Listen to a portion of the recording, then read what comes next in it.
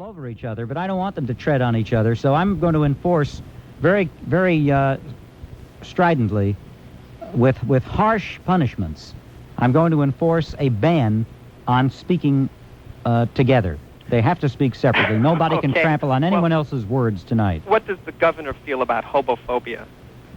Okay, I understand the joke. I know what you're trying to do, Bruce. You're speaking from central New York. I understand you're speaking in Delhi.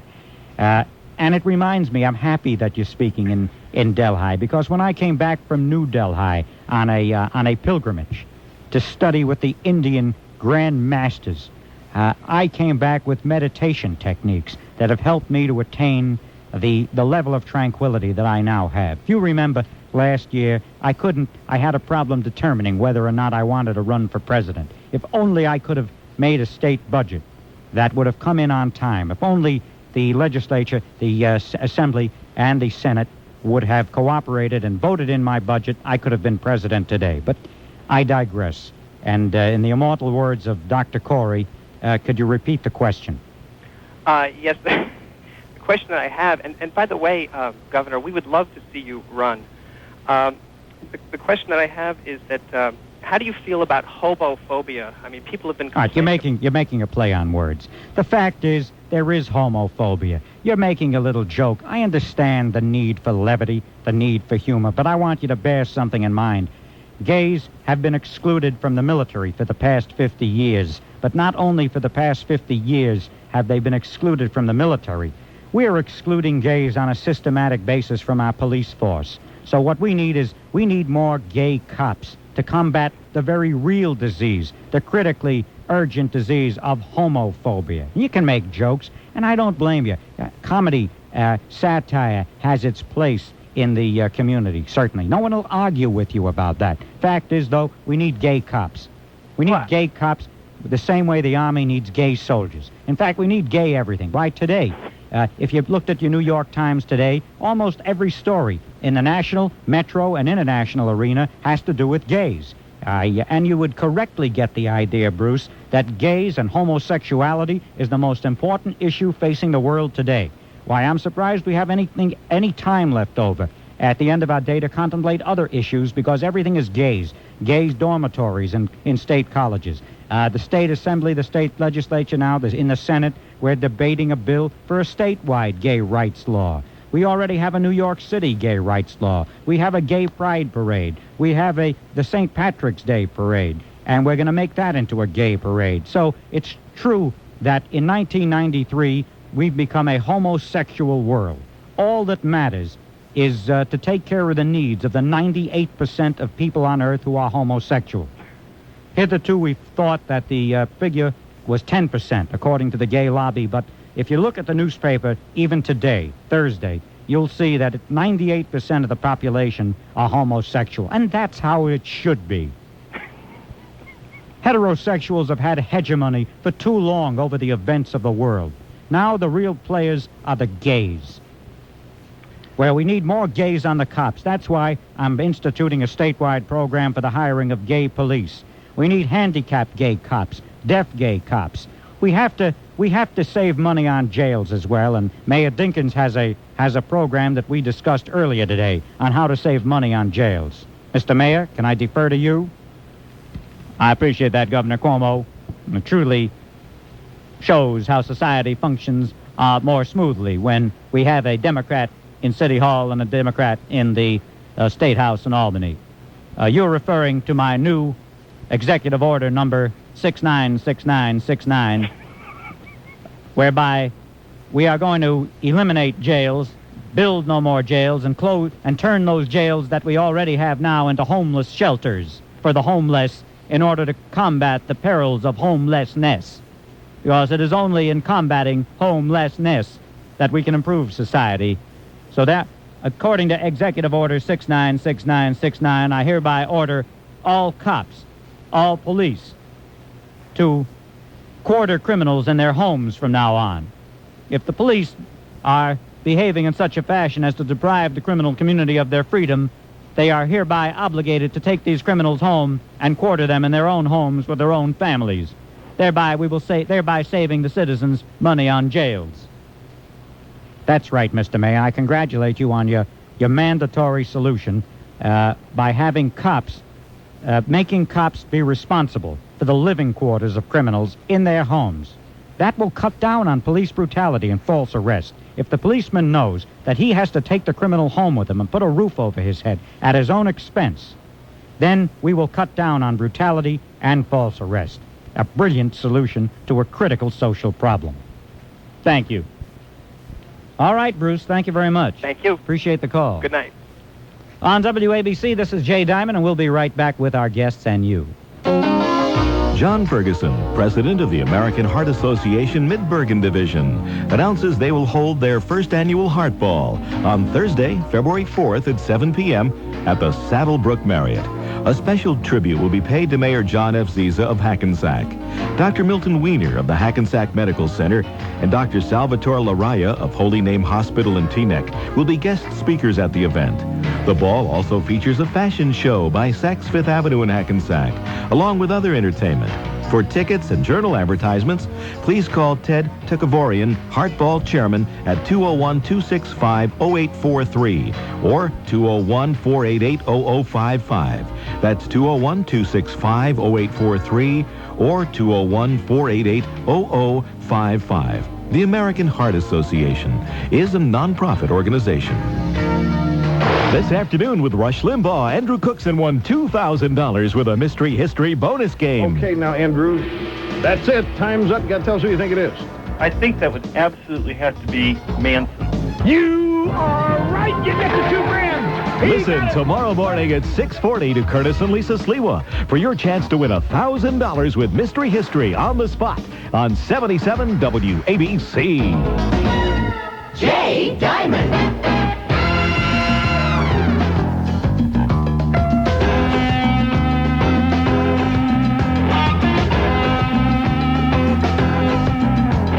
I'm back with my guests, ladies and gentlemen.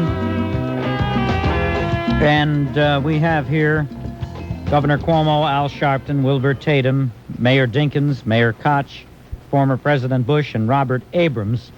And let's take a call now. Let's say hello to Paul. Hello, Paul. You're on WABC. Yes. Hi, Jay, and distinguished panelists.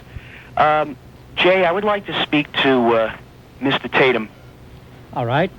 Mr. Tatum? Yes, hello, Paul.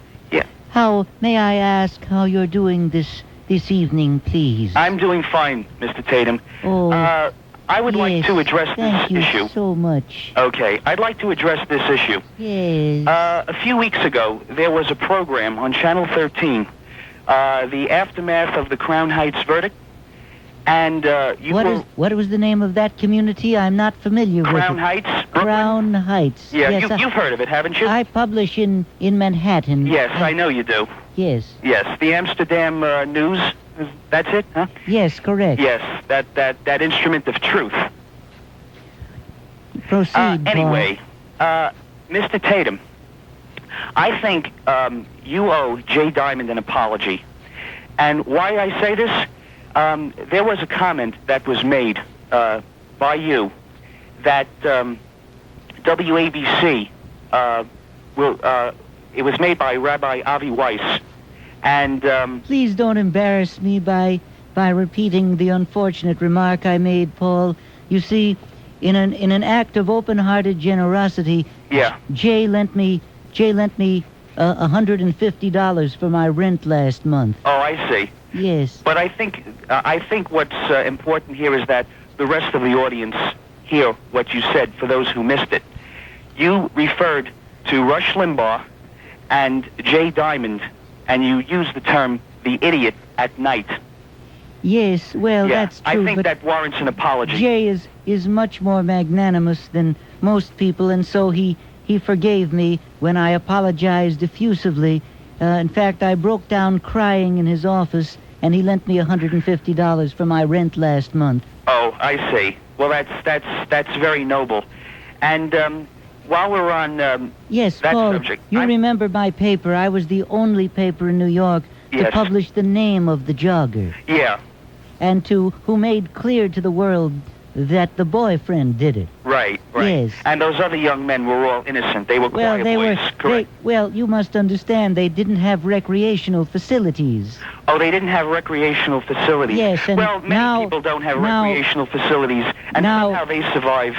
Paul. Go ahead. If only they had had life-size rubber dolls that were anatomically correct, Oh, they would I not see. have. They would not have had to do what the boyfriend did anyway. Right. Yes. Well, thank you so much okay. for calling. Take care. Thank you, Bye-bye now. Paul. Thank you. Charles, this is Jay Diamond. You're on WABC. Hello. Hi. I'd like to talk to Floria's. First, I'd like to ask Senator Al D'Amato. Is he there? No, he's not here. Okay. Is Mayor Dinkins still there? Yes, he is. Okay. I'd like to know how he explains the gay bathhouses in New York now, and are they active? You're asking the mayor? Yes. Mayor Dinkins? These are not bathhouses. These are privately owned health facilities where health information is displayed. Now, you ought to know better than that, Charles. You ought to know, after listening to Dr. Day last night, what my answer would be. And it's the only question, the only answer that fits the question. The answer is simple.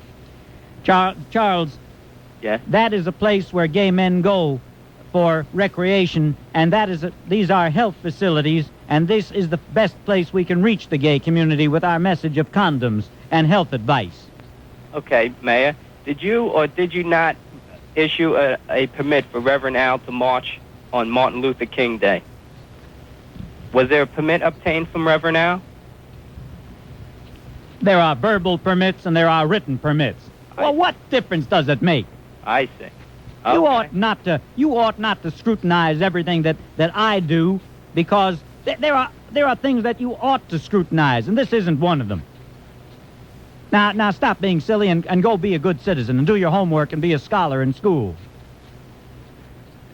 May I talk to Mayor Ed Koch, please? Mayor Koch, ask your question. I am outraged, and I think it's totally ridiculous that you broadcast from the law office and not at the station. Is there an explanation for this, Mayor? Well, let me ask you, Charles. What do you care? What difference does it make so long as the people can hear what he says? Right? Yeah. Well, I'm sure that I don't want to. Pardon me, Mayor. It's not that I don't feel you can speak for yourself, but I just feel that question is obvious and the answer is obvious. Thank you, Charles. Okay. Appreciate the call. Thank Hal, you're on WABC. Hi, Jay. Hi. Greetings to your distinguished panel. I have a couple of questions, one for Mayor Dinkins, one for President Bush, and, of course, one for Al Sharpton. And I'd like to direct my first one to the Reverend Sharpton. Reverend, last year, a man tried to murder you by stabbing you in the chest. And my question is, given the activities you engage in, do you ever, in retrospect, regret, as many of us do, that the attempted murder failed?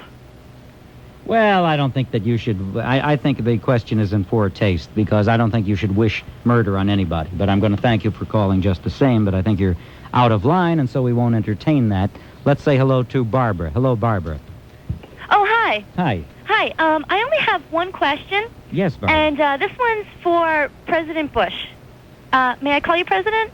Hey, I kind of like that president thing there. It's getting tough to think of myself as not being the president. That's why I want to pretend that I am the president. And I think if I concentrate, I can do a good as job pretending that I'm president now as I did when I was pretending that I was president from 1989 to 1993.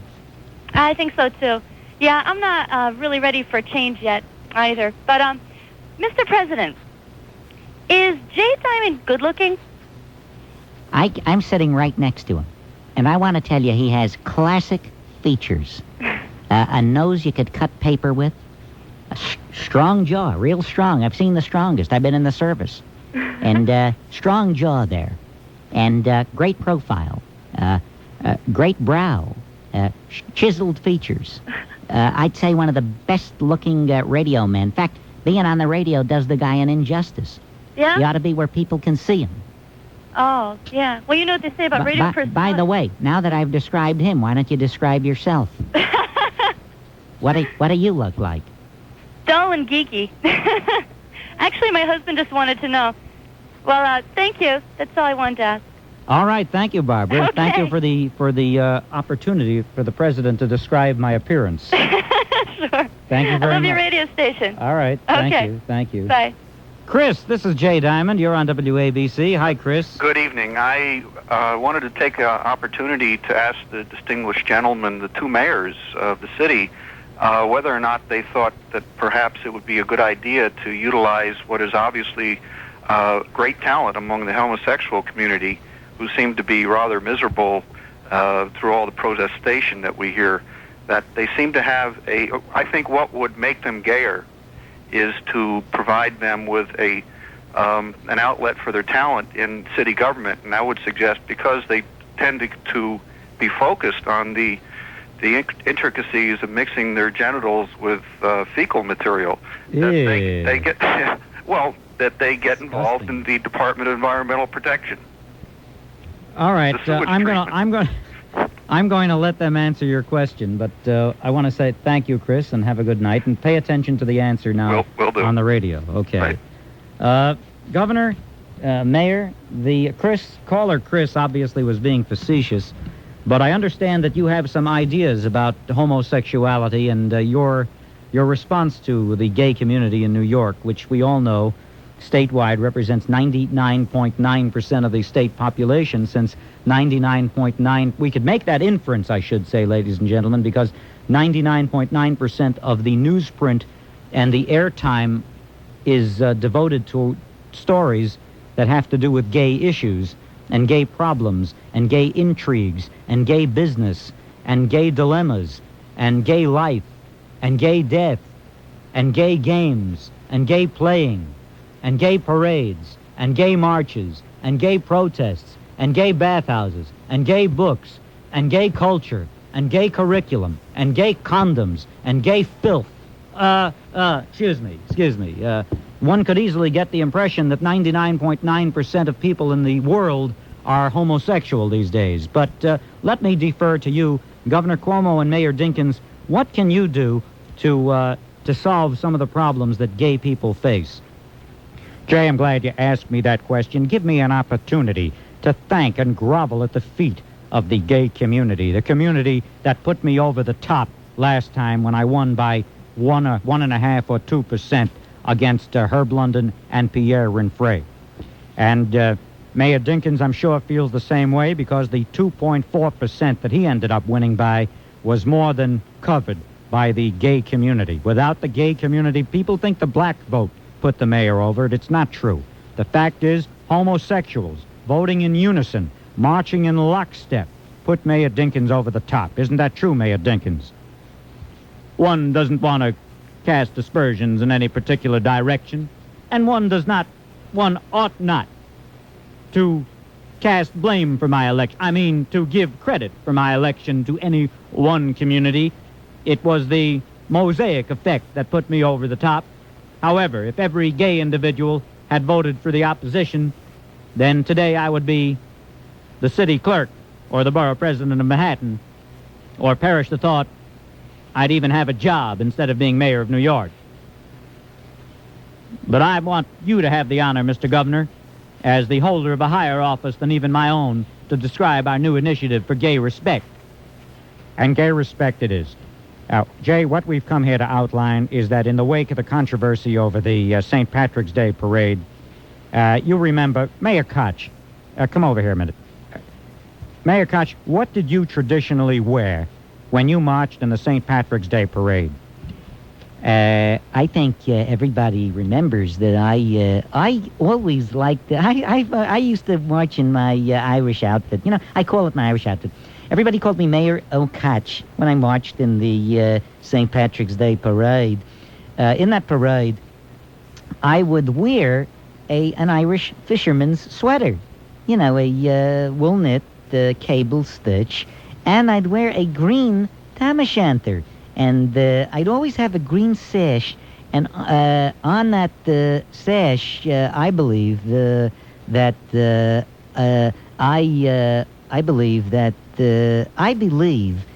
I wore the insignia.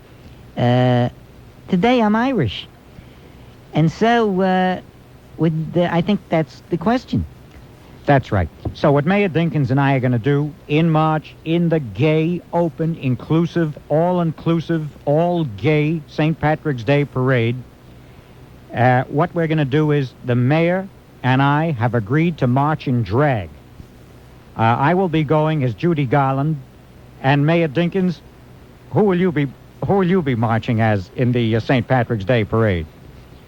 Well, Governor, out of respect to the Irish-American gay community, I will be going as Josephine Baker. All right, thank you, Jeff. So Judy Garland and Josephine Baker, two icons of the gay community. That's correct. Yes, that's right, and I ought to march as Josephine Baker, and I will go to my tailor and have a beautiful Josephine Baker outfit made. Marty, you're on WABC. This is Jay Diamond. Hello, Marty. Hi. Evening, Jay, and distinguished panel. My question is to the Reverend Al. Yes. Ask the question. Okay. Hello, Reverend Al. I was wondering how you're close. I can't read your mind.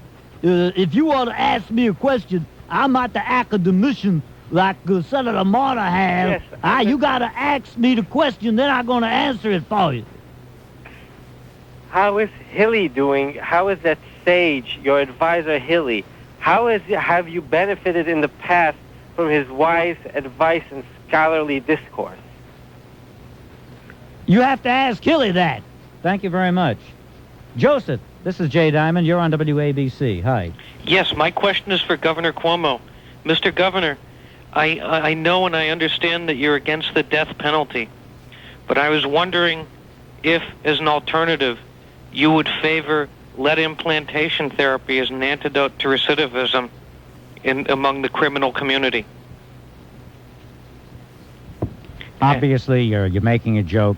It's funny, and it has its place. Humor has its place. I'm the last one to deny that. Problem is, we have priorities. You're talking about a means of punishing criminals. Is that what you're saying? Yes. You want to? Well, no. I mean, you want to put lead in their bloodstream. Yes, I mean that's been known to cut down on recidivistic behavior.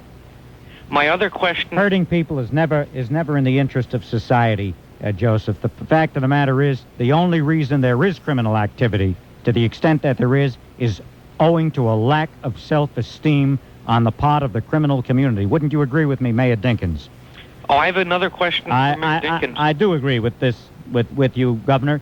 I would say that the absolute main overriding reason why people resort to criminal activity, especially the criminal community, is the fact that they do not have enough self-esteem. Criminals haven't been educated as to the contributions they've made to society. Why, some of our greatest citizens have been criminals and spent time in jail, some of our founding fathers. Therefore, all of our school curricula should be geared toward educating criminals as to the contributions they have made to society. And for this reason, we are recommending the Criminal Pride Day Parade as a means of expressing our appreciation to the criminal community and also as a means of raising the self-esteem of the criminal community. Oh, I have a question, Mr. Mayor. I know traditionally the mayor has on St. Patrick's Day said, "Today I am Irish." Or on Columbus Day, he says, "Today I'm Italian." Are you prepared to make a corresponding statement during Gay Pride Week? Not only will I make that demonstration, I will demonstrate it in Macy's window. Oh, and another question. I will kiss the governor on the lips as he marches down the Gay Pride Day as Judy Garland and I as Josephine Baker. Another question to Mr. Sharpton. I thought you were running for city council president, but when I was in the garment district, I saw a lot of signs in the shop windows that said, "Al, poor mayor." Are you... On WABC, let's say hello to Steve. Hello, Steve. Hi, Jay. My comments tonight are directed at Mayor Koch. A couple days ago in his opening statements of his show, he said that he feels that Christine Todd Whitman and Carrie Edwards both should withdraw from the gubernatorial race in New Jersey in the light of their current circumstances. Mr. Mayor, I'd like to ask you, when you were the mayor of the city of New York, you had a parking violations bureau scandal, a towing scandal. where do you come off making statements like that when your administration? Okay. I'm going to answer the question. Such a silly question. Stupid, dumb, stupid. I don't control the activities of everybody who works for the city, but I believe that if somebody's own personal status is compromised by criminal activity, you have to go. You walk the plank. If I had been found guilty of any criminal wrongdoing, I would have resigned, but I didn't. Guess what? I didn't do anything wrong, but you can't control what other people do. If Christine Todd Whitman were governor of New Jersey and the department head or a worker committed a felony, I wouldn't ask her to resign. There are felonies every day. I also have a question for Governor Cuomo. Your recent tax on baby births in the state of New York. I'm a former resident of the state of New York, and I lived under your regime for 7 years. And I've got to tell you that the next time you run for governor, you're going to have a big problem winning. All right. Thank you very much for telling him that. I appreciate the call. Bye-bye. Thank you. On WABC, this is Jay Diamond. We'll take a break and be right back with our guests following this word. Ladies and gentlemen, Mr. Jay Diamond for Men's Hair Now. You're losing your hair. You're going bald. Come on, admit it. You try hiding it from your friends by saying things like, I'm not bald, I just have a very wide part. Or I'm not bald, I'm just too tall for my hair. You're fooling no one.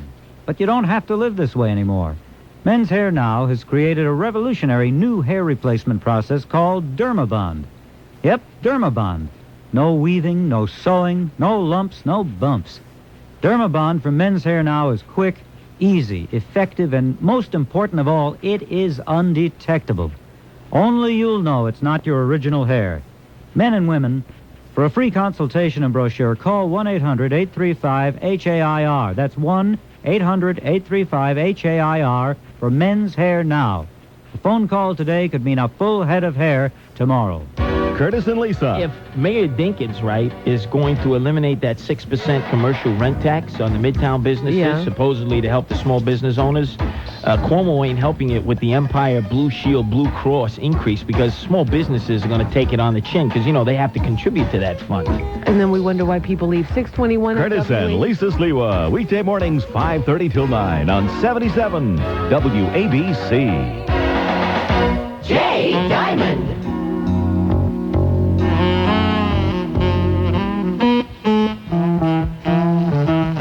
Back with our guests, and I want to direct a question in the direction of Robert Abrams, the New York State Attorney General.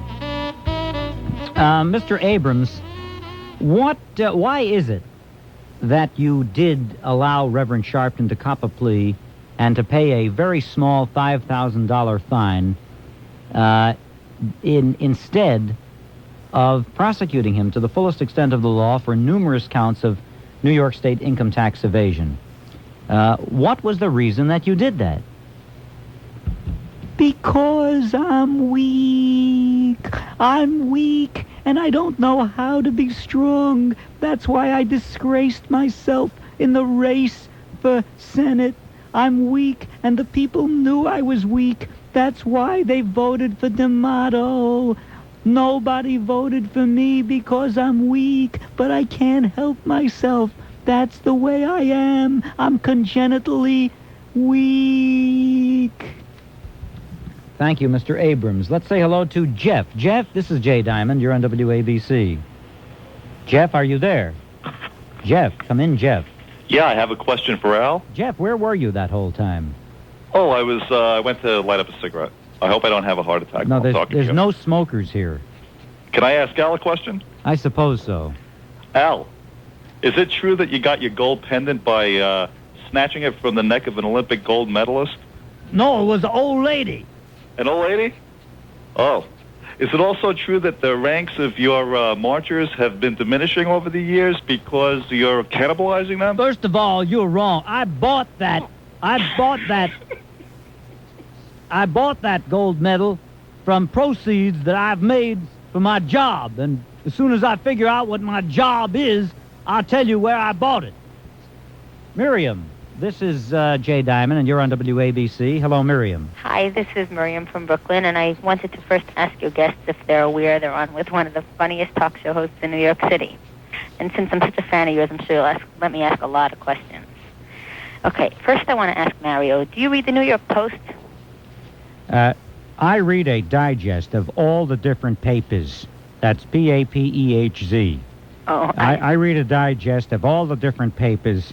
My staff in the morning, every morning, prepares for me a concise précis of all the different newspaper stories from all the different papers, so I can remain current with national and local affairs, which are mostly homosexual. These days, now that homosexuals account for 99.9% of the population, most of the stories in your local newspaper center on homosexuals and what they do and what happens to them and where they want to go and what they think and what they feel and what they wear and what they like and what they don't like and what they want and what they demand, because we're living in a homosexual society. Well, then I guess you didn't see the letter in the New York Post that someone addressed to you. A woman wrote a letter, which I thought would be interesting for you to know. She was talking about the $17 baby tax, and she pointed out that the woman, who's going to be paying for it? It's going to be the middle-class taxpayers again, and all the taxpayers, because all the people who are on welfare, they get the baby care and the food stamps and the WIC and the prenatal care and everything else. They don't have to pay all these extra taxes, so the same $17 taxes it gets added to all the people. All right, let me answer your question. First of all, they should get those services. Oh, they definitely should. Because someday they're going to vote. And believe me, they're going to vote for a guy like me or my compadre over here. Your host has a very good idea of taking care of the way they... But the fact is, Miriam, for too long we've been allowing babies to get a free ride. This is a way to charge babies $17 in order to be born. They will begin to learn fiscal responsibility. You're right. Babies get the idea that the world owes them a living. If they have to pay $17 to get born, they'll know how hard it is to earn a buck. And that way we'll solve a lot of our financial problems. Now, can I ask something of Mr. Dinkins? Mayor Dinkins? One short question. Okay. I wanted to know, since your people, not your people, the people of this city, the major part of this great mosaic, are always calling any black people who have any decent ideas, like Roy Innes and Clarence Thomas, they're forever being referred to as Uncle Toms. So I was wondering, when the mayor of Colorado was here and you put him down and embarrassed him in front of everyone, and when he begged you not to boycott his city, you said that they would boycott him. Now, wait a minute, Miriam. I resent your painting black people with a broad brush. The fact of the matter is you ought not to say that, and the fact is that black people could stand some improvement. They could also be gay. And no black person will be a perfect person until that person is also gay. Uh-huh. Who made that rule? Thank you, Miriam. Thank you very much. Let's say hello to, is this Phoebe from Newark? Hello, Phoebe. How do you do? You're on WABC. Yes. This question's for either Mr. Koch or Mr. Cuomo. I know you're in favor of letting gays into the Army. I wanted to know if you're in favor of letting quadrisexuals into the Army. As you know, quadrisexuals are into men, women, animals, and inanimate objects. To whom are you addressing this? This is Mr. Koch and Mr. Cuomo.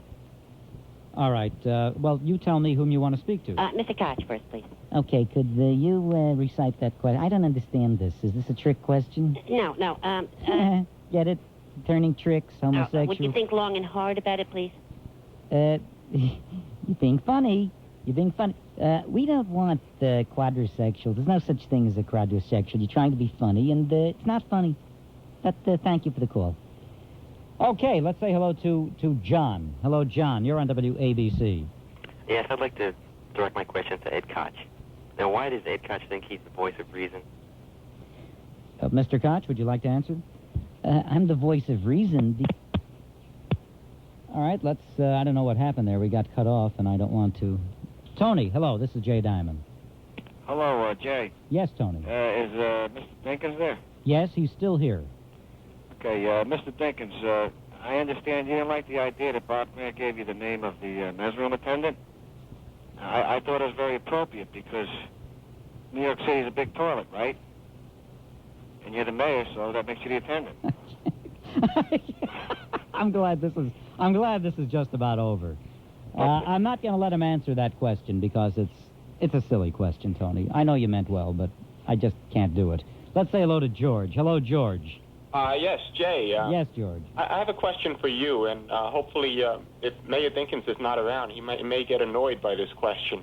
The question is, Mayor Dinkins is demanding an apology for those people who brought those charges against him concerning the Crown Heights situation, that he held the police back. And now the state investigation has found that he has not held the police back, and he's actually demanding an apology.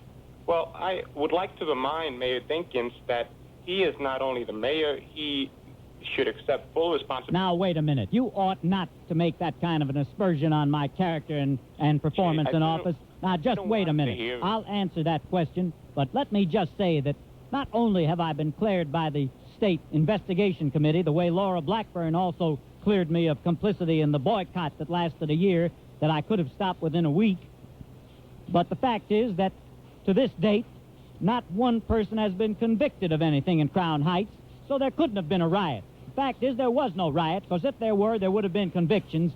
To this date, we have not had one conviction. We have not declared anybody to be guilty of doing anything in Crown Heights. That proves that I was innocent and no crimes were committed.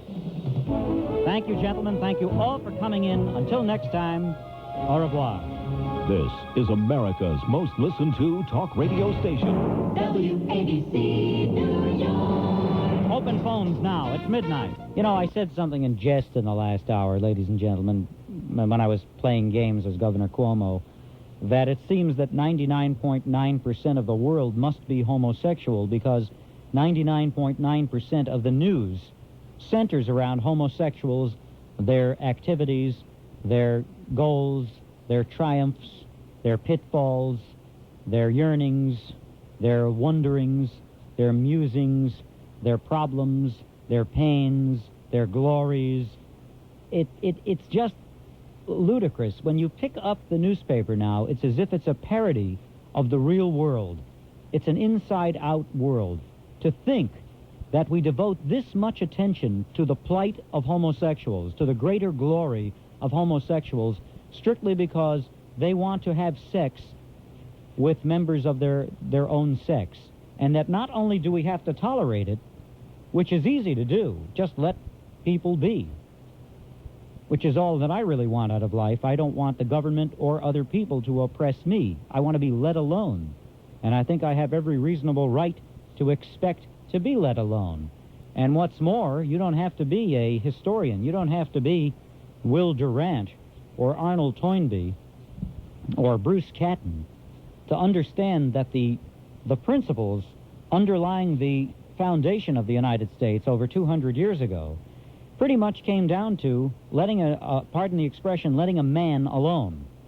I know it's politically incorrect. It's politically insensitive to refer to a man. It denies that women exist. You know something tough? I'm sick of it already. I'm OD'd on it. I have no need to appear ultra-sensitive. I have no dire need or fear that makes me desperate to be politically correct. In fact, I'm kind of reveling in being as offensive as I possibly can be to the uptight controllers of the world. In other words, the gay community and ardent feminists and the thought police. And I have a feeling that the world evolved as it did pretty much because that's where nature took us. And I think that, led by homosexuals, we now have people who are warring against nature and human nature, who are militating against nature as well as human nature. And the price you pay for that is a rebellion by nature. Nature fights back in many, many ways, physical and even emotional and even spiritual. That's right. Nature takes reprisals on people who seek to manipulate it. And the same people that seek to manipulate nature are the same kinds of people who seek to manipulate other people. People who are desperate to control the thoughts and actions of other people. Now, to a certain limited extent, it's perfectly reasonable for a commonwealth to get together and decide that certain activities are antisocial and that for the better public good, we must restrict the activity of people. They can't be totally, quote, free. But All that is on one side, and on the other side are people who want to tell you what you have to hire, when you have to hire it, how many women, and a cabinet that is self-consciously composed of the right mix of ethnic groups. I don't notice any Asians in that cabinet, and I don't notice any of the wrong minorities in that cabinet, but I notice a plethora of the right minorities in that cabinet, and of course one of the minorities are women, even though women, I think, are 51% of the population and May 49. In other words, we have been swimming in BS so long in our nation and in a large portion of the Western world that we don't know what isn't BS anymore. We've lost our ability to determine reality from fiction. Think about that. We really do. We've been inundated with such a copious bath of BS that we lose our bearings. We're off center. We're falling into the murk. We're falling into the quicksand, and we're sinking and sinking and sinking further into the slime pit. And you lose your bearings. You lose your perspective. If you grow up in a forest and you're raised by wild beasts, then you will be a feral child. You will never know any other way. And that's what's happened. We are raising, in the last 20 years, generations of children who are brought up on a pernicious ideology of thought control. And that thought control is administered by the deacons of the politically correct church. And by church, I mean the politically correct establishment. And the deacons are the various elected leaders or journalists or big mouths who purport to be able to tell you how to think and make you feel guilty for thinking another way. So I think maybe it would be a good idea if we had workshops in independent critical thought. I remember in college, there was a course I took, and it was one of the best courses I took, and it was called Critical Thinking. And what you read in that course were essays. You didn't read fiction. You read essays and you commented on them. And then you had in-class debates. And I'm not certain if the college curricula these days feature courses in critical thinking. I think as a society, perhaps we're afraid of the ability to think critically. Else we couldn't swallow the pap that's fed to us every day by a supposedly enlightened leadership, who aren't really enlightened at all. What they are is intimidated by the worst rabble alive.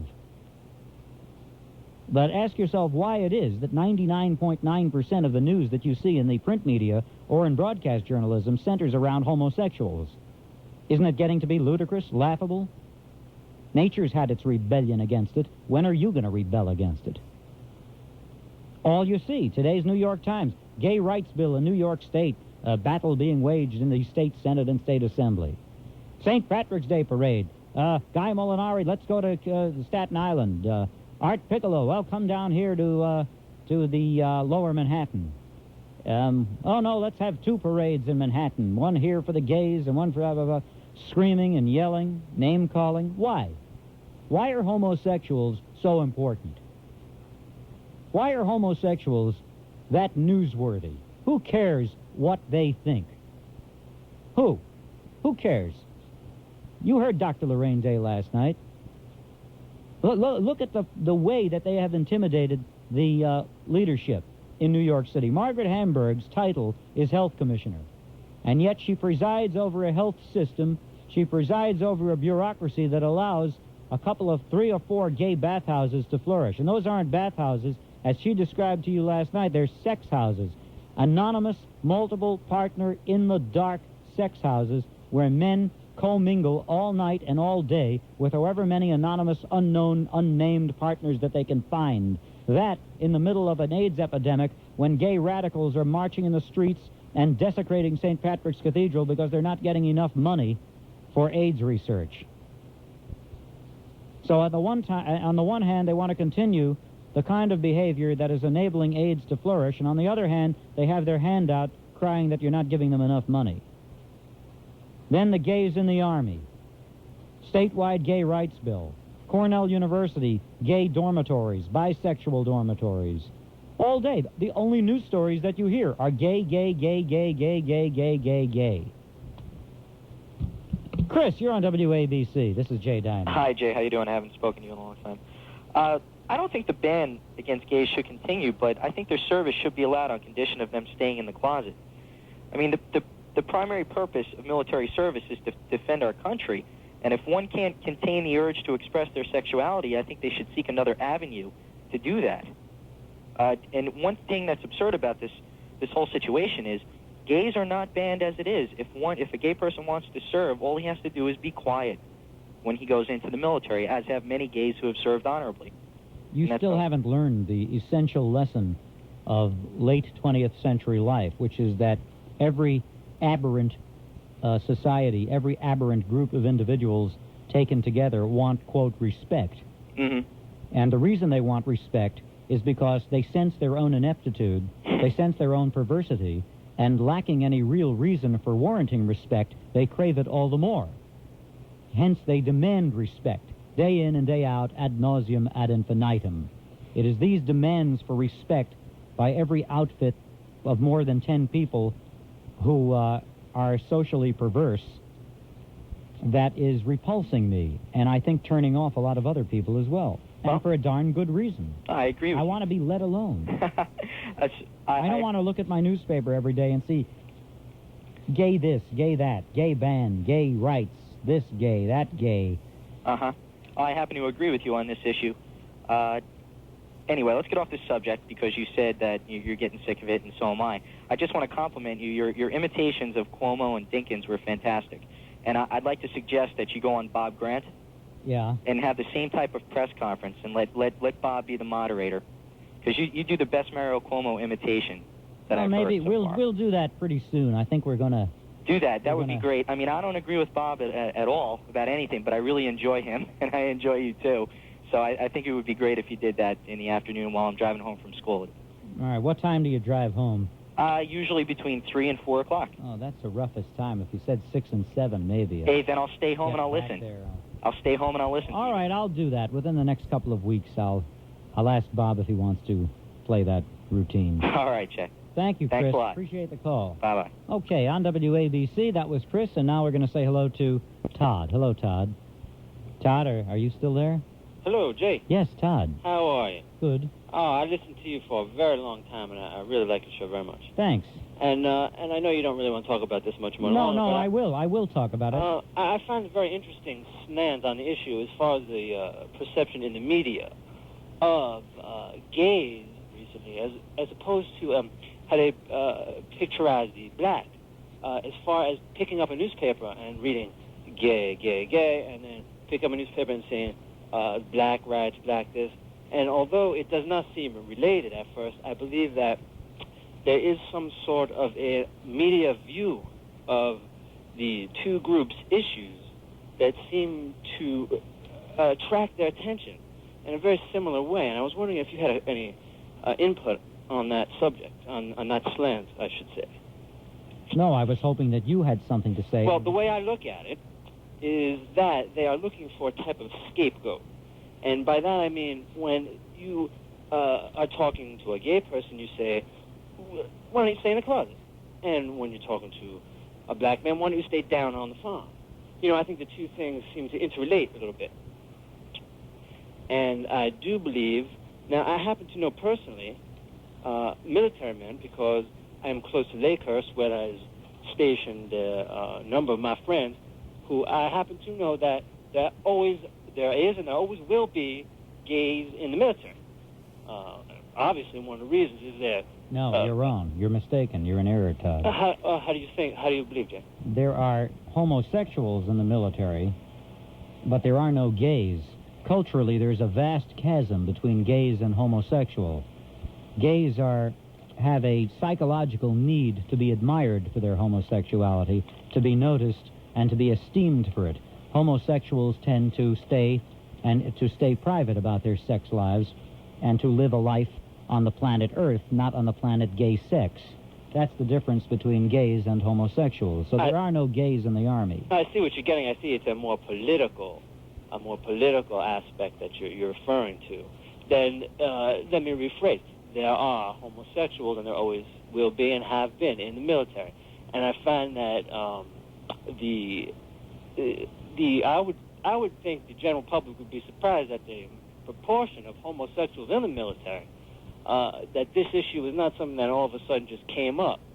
It's something that has always existed, and it's something that's being used by the media to focus attention as a scapegoat, which is my point, you see.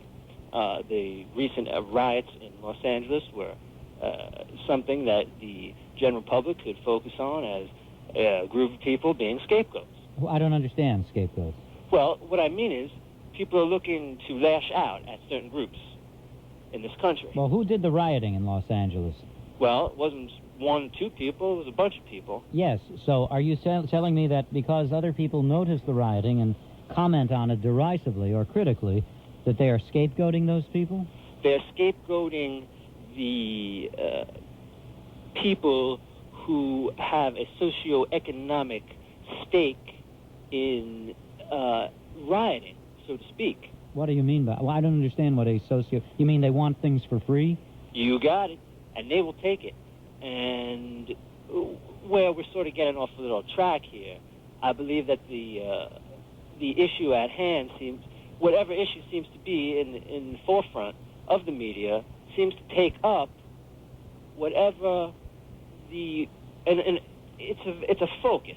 You know something? I would... There about 1 out of every 50 words that you say interests me, but you're never going to get to any point. If I say like 200 words, nah, then you can play games like this all night. A couple of more. You know, you're too pompous and too pretentious for my good taste, so I'm... Oh, I can't... Jay, I am a fan, you know. I don't believe... I think it's just that I'm a little nervous. All right, then we'll try it again. Go ahead. Why don't you take a deep breath and try to cut the wheat from the chaff? Get to the kernel of what you want to say. I just wanted to... it was a very intricate idea of mine that I... Too intricate. Maybe that's what it is. I'm losing... I don't have the words. You see, all right. I really wanted to enlighten... I thought you might have an input, but I'd like to also enlighten many people in the fact that the media portrays groups of people in a certain light. Did you ever see Al Kelly? I'm sorry. It was an old-time vaudeville act. I'm but sorry. He's applicable to you and your unique style. Leah, this is Jay Diamond. Hi, Jay. Yeah. Yeah, what's up? Todd, you're on WAB. No, not Todd. Pierce. Hello, Pierce. How you doing, Jay? Good. First, I'd like to mention something. I was on the train today, this morning, going on the way to work like every morning, and then I look up and I see a sign. It says, to make the trains better for you, all customers must get off at the end of the line so we can clean up the place. Why don't I just get to the point? All bums must get off at the end of the line so we can disinfect this place. To plan on blowing up who knows what else, because don't forget, the FBI found that cache, that rather comprehensive accumulation of explosives at some locker in New Jersey. Now, here's the question I was thinking of. If we find about 400 people here in the United States who are working in this direction, are we allowed to deport them? Or would that be judged inhumane by the UN? Or would the UN insist that we make them a home here for humanitarian reasons, as they demand in the case of Israel?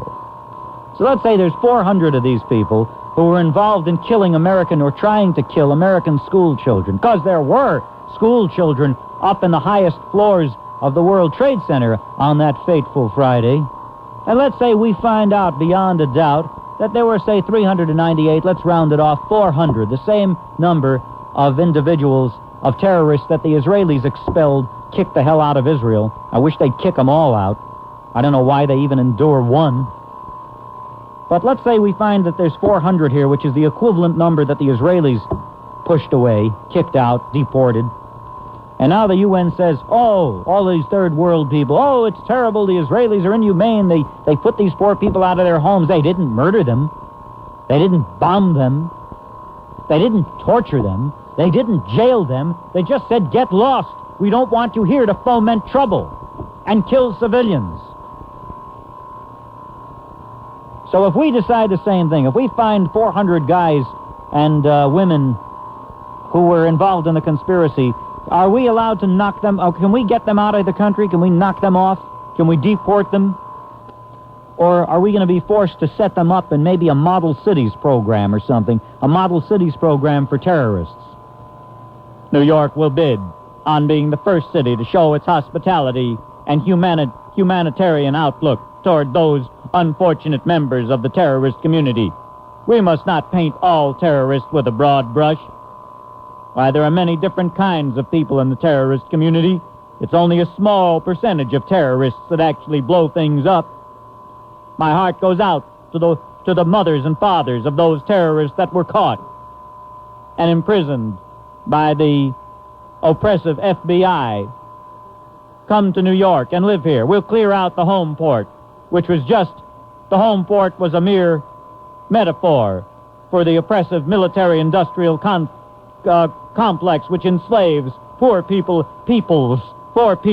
and working peoples from all ethnicities. So we'll clear out the home port and use the available housing stock that would have housed oppressive military men and women, and instead we'll make a humanitarian city within a city for those innocent members of the terrorist community who would otherwise be painted with a broad brush. We've always had a humanitarian aspect to America. That's why we've let in every lowlife we could find, and I like it that way. Most of them vote for me.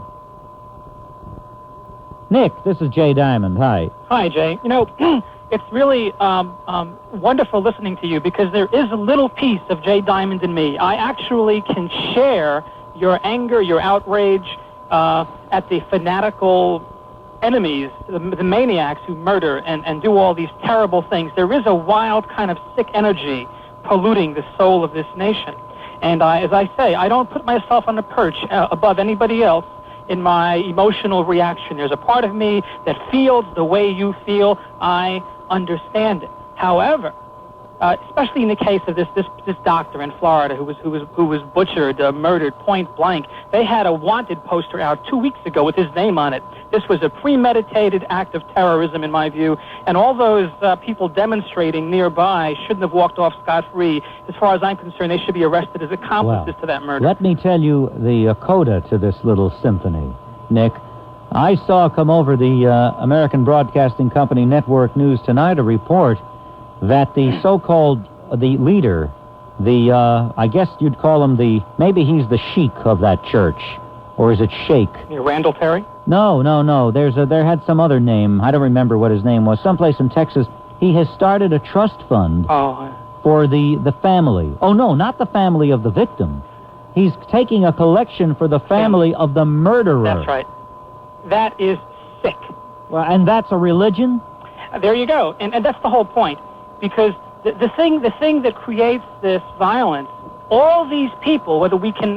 that's a street gang. They think they're angry, they're enraged. They really think that they are right. And what I'm trying to get across in this phone call, and one thing I love about you, is you've got the courage and the intelligence to have a colloquy with your callers who may disagree with you. You don't chicken out. You don't hang up on them and call them and then beat them up when they're done. Some of them are too stupid to respond, so you hang up on them. But what I want to get across in this call, if I can, in a few minutes, is that the problem really isn't guns. They're a symptom. The problem is not a lack of muscle. It's a lack of heart. In my view, hatred breeds more hatred. Violence breeds more violence. Anger breeds more anger. Cruelty, which you called for, can only breed more cruelty, and revenge can only breed more revenge. But it's a cliche. You're mistaken. But it feels good to feel this way. You're wrong. You're wrong. Tell me why. Because there are just something... What would you have said, for example, after the bombing of Pearl Harbor, that violence would breed more violence? That we shouldn't have fought back? I am not a pacifist. Well, I believe in self-defense. Well, what I'm calling for... we defended right, ourselves. so this is... we have a right to... But wait a minute. But what's the difference between self-defense and violence? You said violence will only breed more violence. I'm talking about a spiritual kind of violence. In other words, if the enemy is the angry, hateful, cruel person who is fanatical in their contempt for everything decent, when they get us to feel the same way they feel, the enemy has won because we have become the enemy. Well, I'll tell you what, I'm willing to concede them that victory for the privilege of blowing them to kingdom come. Well, I'll let them have that victory. They can win, as long as I can nuke them. I mean it. Well, I'm just not with you on this. Well, I think maybe just like there's a little bit of you and me, I think there's a little bit of me and you, and I realize that I am you and you on me, and we are all together. Yeah. I realize that part of talk radio is getting people to vent their anger, and you get someone... No, you are mistaken. I am not cynical about this. I am not doing this to raise the rabble. I am speaking from my heart, and if I'm offended at what you just suggested to people, you're not telling them the truth. You're misleading them. If anybody out there thinks I'm doing this just to get people excited, you don't know me. You're not just pulling everybody's stick. No, I'm not. Well, I hope... Why, do you think that I could generate this kind of indignation just out of nothing? You mean you don't sense anything real coming from me? You think I'm making this up? You sound terribly sincere. I said talk radio. I didn't say Jay Diamond. A lot of the people in talk radio are just stirring the pot and trying to make hay while they can. And if you really feel this way, then I have to respect it. I have to try to communicate with you. Anyway, let me try to introduce something. But quickly, different. It's a long time. What happens when Captain Jason McCord meets Gilligan? What? Stranded, stuck on a desert isle. What do you do when you're stranded? Can you learn how to smile?